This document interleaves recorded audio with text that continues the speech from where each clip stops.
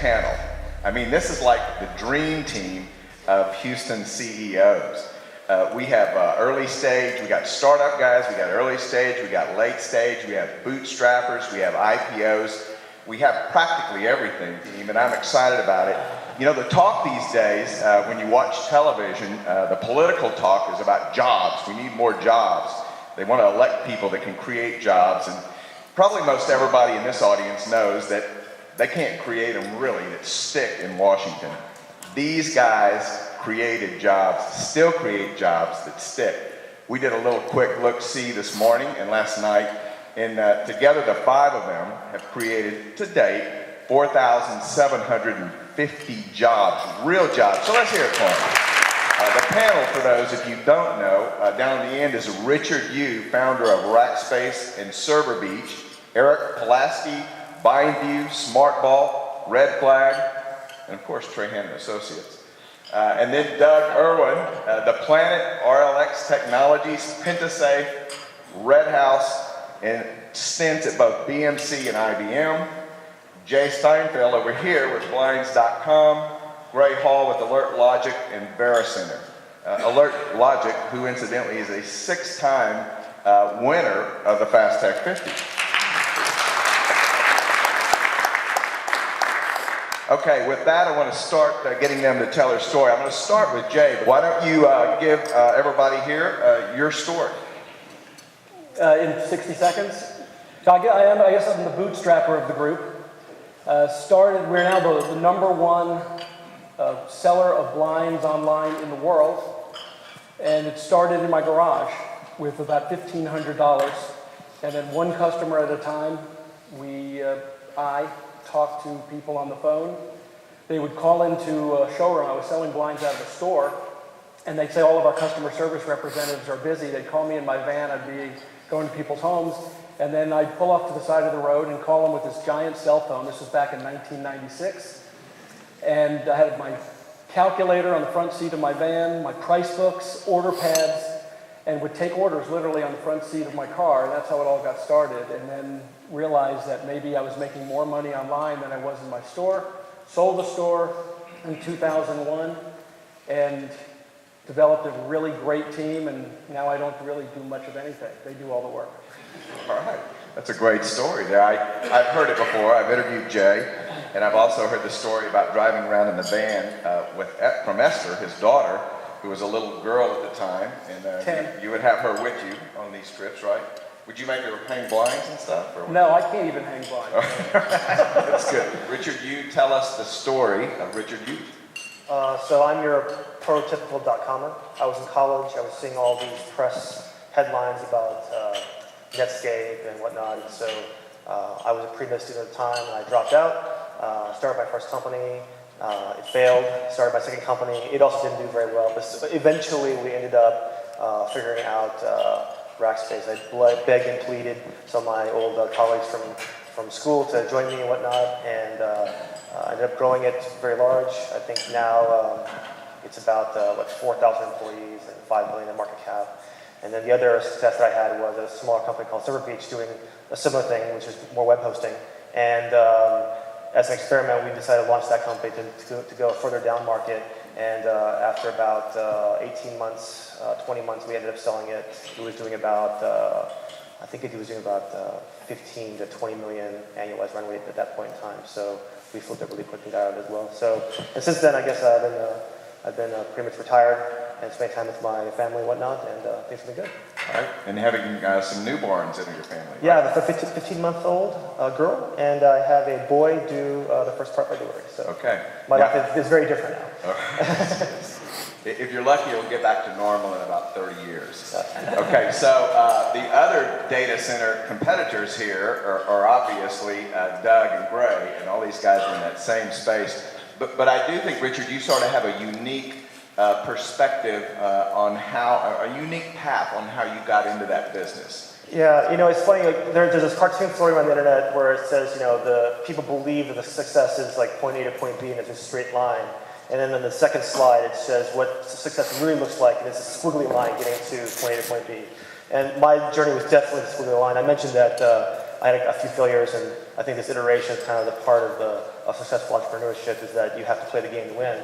But I think the story he's inquiring about is the fact that how we stumbled across Rackspace. And initially what we wanted to do was we wanted to build, because it was the dot-com boom, and everyone was trying to get online, everyone was trying to make money, everyone wanted to be the blinds.com online. And so at the time, there were very, very few people who understood how to take transactions online and really how to kind of navigate your way through all the credit card regulations and whatnot. And so we kind of took that on. And so what we thought we wanted to do was build these web applications doing e-commerce and whatnot. And after we would be done with the project, we would always have to do this web hosting portion. And we always kind of saw that as a burden. Like we wanted to do more coding, yet we kind of had to babysit these websites. And long story short, one day we were looking at the financials and we realized that the bulk, this 80-20 rule kicked in, and we realized the bulk of our revenue was actually coming from the web hosting. But required very little of our effort. And so as an experiment, we decided to say, well, what if we productize the web hosting portion? And this was probably 96, 97. And once we did that, we started getting orders from, almost immediately. It wasn't just domestic orders. We were getting orders from Germany and Turkey and all these foreign countries who didn't have very good internet access. And so that's when we realized that maybe our calling was really in the infrastructure business and not the creative development side. And so we started embracing all of those people who we thought were our competitors as customers and bringing them in. And so that was kind of the genesis and kind of the springboard that made Rackspace the success it is today. I love that story. Okay, up next, this guy I met in the early 80s when I was in IBM. He was on a rocket ship and was destined to be the CEO of IBM. I think he actually chose a better path. Doug, tell us the story of Doug Irwin. John Nesbitt wrote a book back in the early 70s. Most of you weren't even born. He described the history of man in 3 words: hunter, farmer, and laborer. And if I were to describe my career, it'd be similar to, I started with big companies, middle companies, and finally found where I wanted to be, which was working with small entrepreneurs.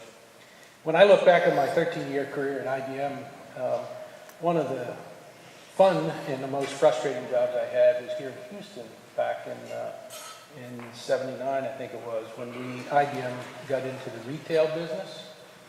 We created something called the BCCs, and I was one of the first ones to run the Houston BCC, and it was my first start into startup. But needless to say, IBM wanted to do it their way, and it was total frustration, and eventually we closed them all.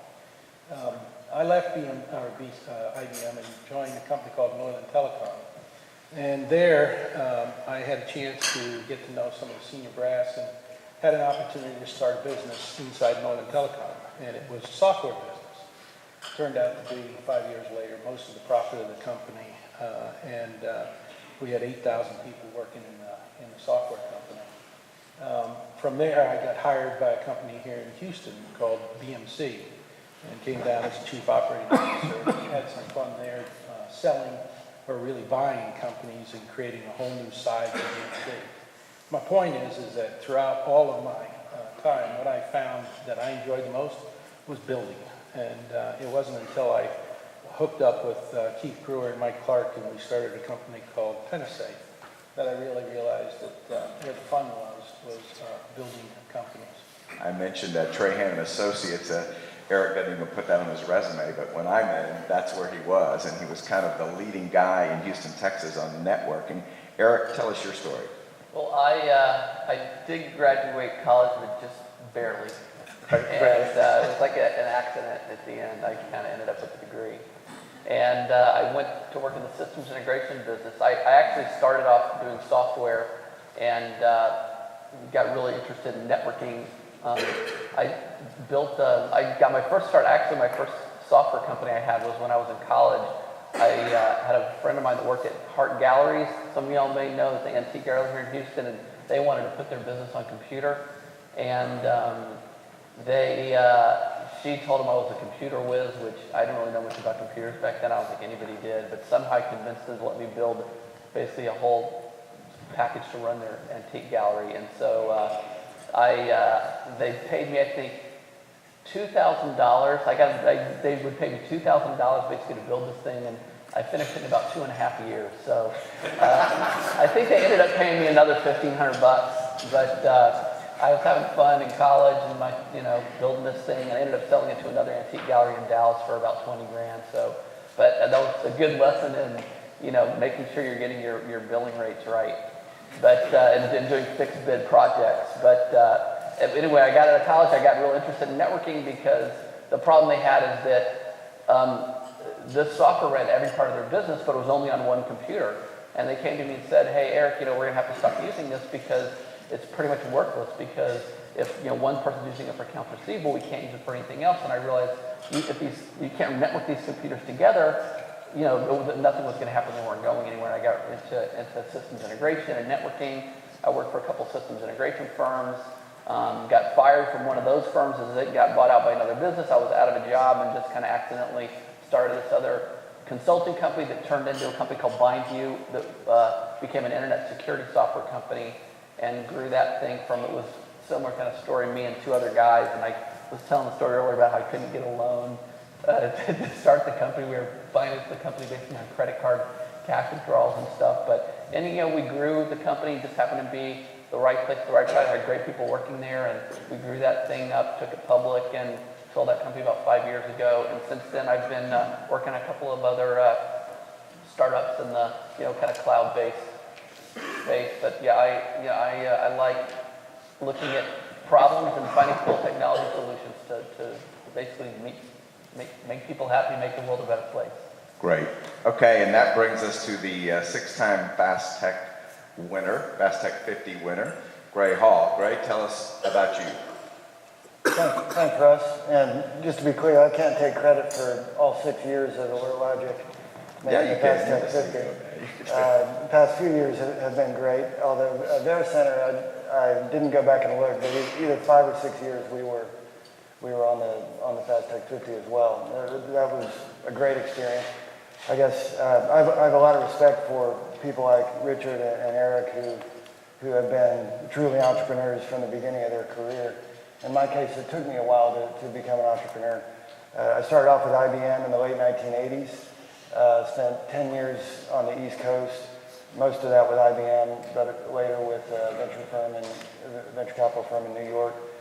Had the opportunity in '98 to relocate back to Texas, raise a small venture fund of my own with one other partner, and use that fund as a platform to get VeriCenter started.